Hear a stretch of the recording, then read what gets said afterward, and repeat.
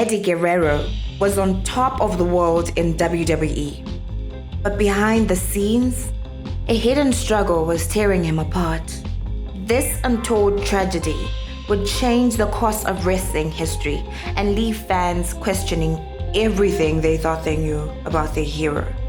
Eddie's rise in WWE was nothing short of spectacular.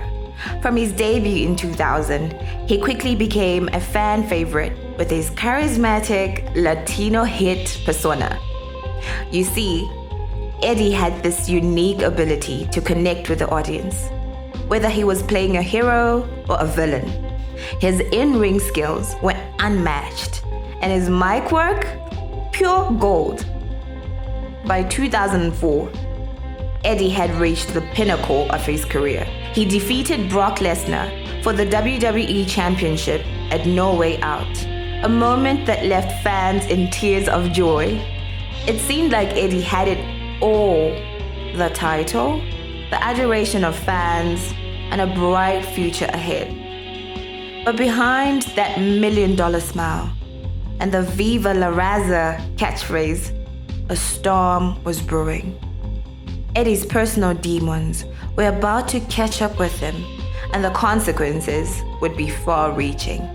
You see, Eddie Guerrero's rise to the top came at a steep price, one that would ultimately cost him everything. The truth is, Eddie had been struggling with addiction for years. The physical toll of professional wrestling had left him in constant pain, and he turned to alcohol and drugs to cope. It wasn't just a little drinking or the occasional pill. These substances had completely taken over Eddie's life. His wife, Vicky, later revealed the substances had taken over his personality completely. This addiction didn't just affect Eddie's health. It was tearing his personal life apart. His marriage to Vicky was crumbling under the weight of his substance abuse. The man, known for his charm and charisma in the ring, was becoming someone his family didn't recognize at home. Things came to a head in November of 2001. Eddie, drunk and out of control, crashed his car into a gate. It wasn't just a wake-up call. It was a 5-alarm fire. WWE officials confronted Eddie about his substance abuse, and Jim Ross gave him an ultimatum. Either you undergo a drug rehab program or you're out. Eddie chose rehab, but the road to recovery was far from smooth. He attended Alcoholics Anonymous meetings and tried to get clean, but the addiction proved too strong. He relapsed, and his marriage to Vicky ended in divorce. It seemed like Eddie had hit rock bottom, but then something unexpected happened. Eddie began a relationship with another woman, Terara Mahoney, and they had a child together. This new role as a father gave Eddie a renewed sense of purpose. He went back to rehab, determined to get clean for good this time. Eddie's return to wrestling was triumphant. Fans welcomed him back with open arms, and his in-ring performances were better than ever. But behind the scenes, Eddie was battling demons. The physical toll of wrestling was catching up with him.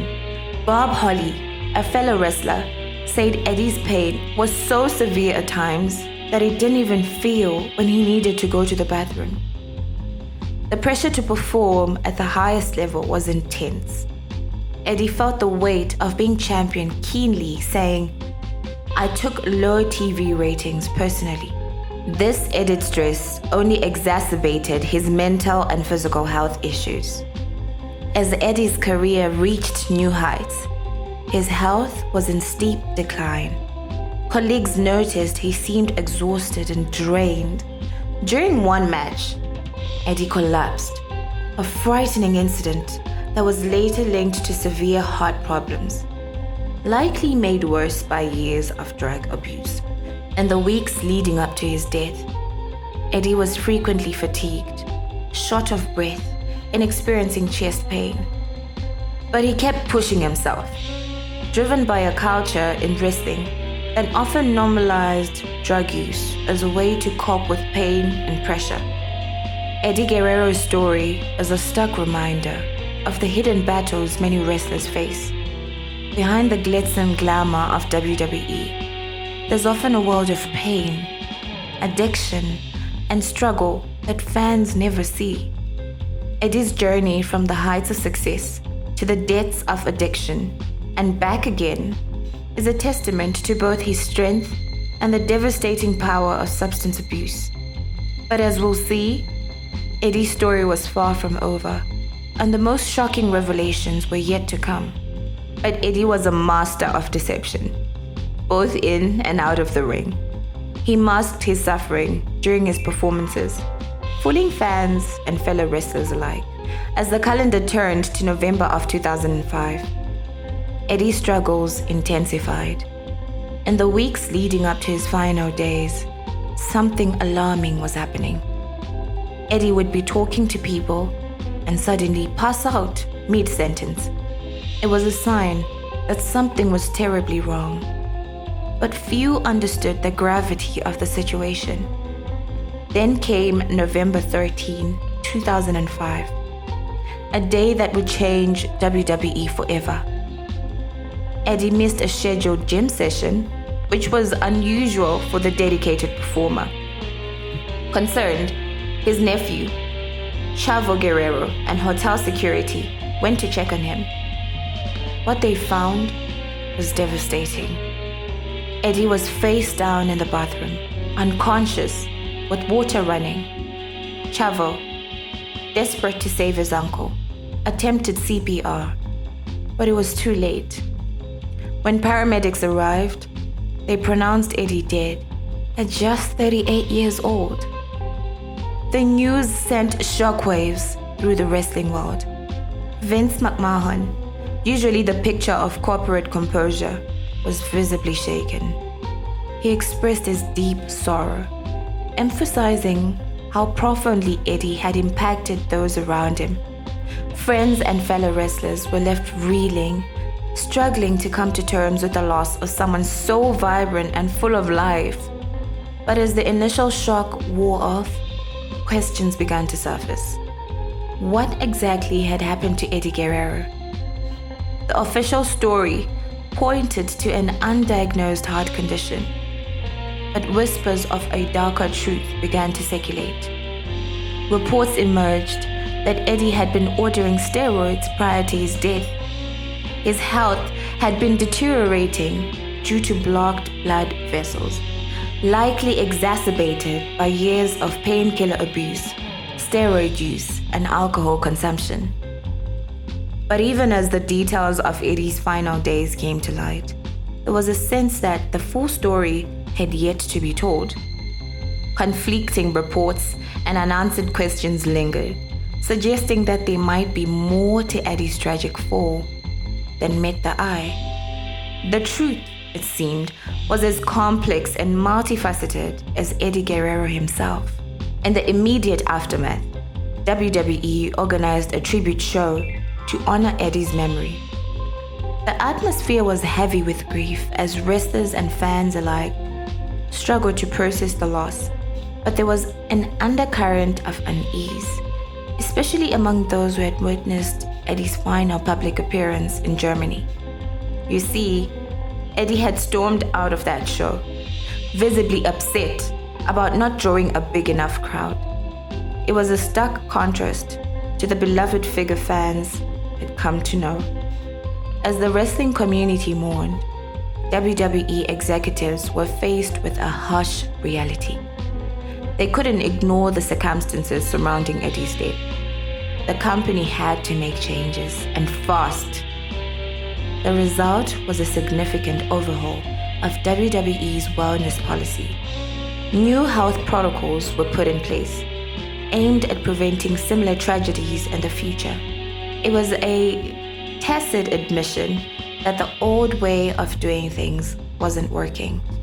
Fellow wrestlers spoke about how Eddie had changed the face of wrestling.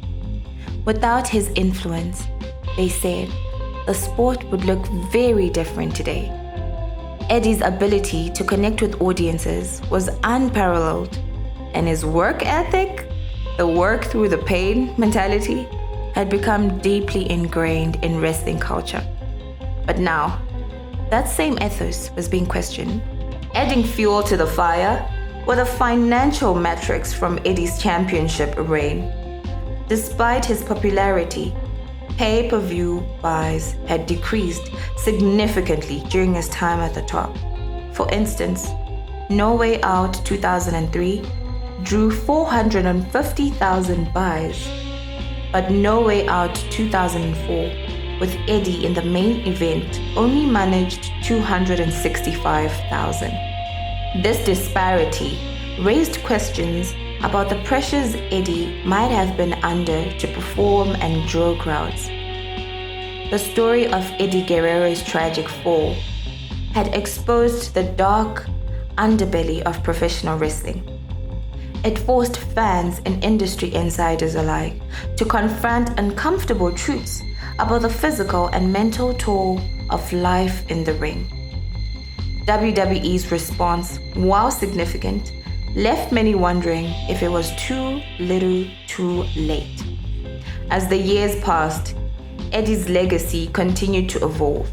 He was remembered not just for his incredible performances, but also as a catalyst for change in an industry that had long prioritized spectacle over safety.